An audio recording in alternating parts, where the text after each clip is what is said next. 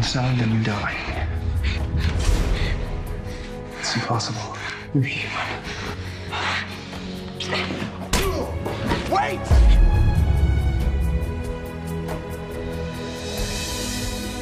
My name is Jared Howe. Melanie. I haven't spoken to another human being in 2 years. I'm guessing you haven't been kissed in a while either. This is a love story, and that might not seem like a big deal, except for one thing. This is the future, and humanity is all but extinct. Almost every human has been successfully occupied. The host is about humanity and how could love survive or not survive in harsh circumstances. We could be taken at any moment. We only have this now. It's all been taken away, and they've lost everyone that's important to them, and they're surviving together.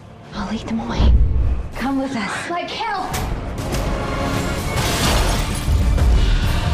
Melanie is lost and becomes a soul. So to him, she is dead. Come on, girl. Stay with me. Uncle Jeb. Melanie.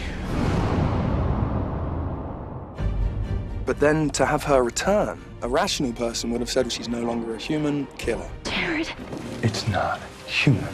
So we stop acting human? This ain't never happened before. One of our own coming back. And Jared is torn because it's still the form of the girl he loves most standing in front of him. I gotta know, is Melanie in there? Love makes you do things you wouldn't otherwise do. Jeb has this crazy notion that he brought Melanie back to us.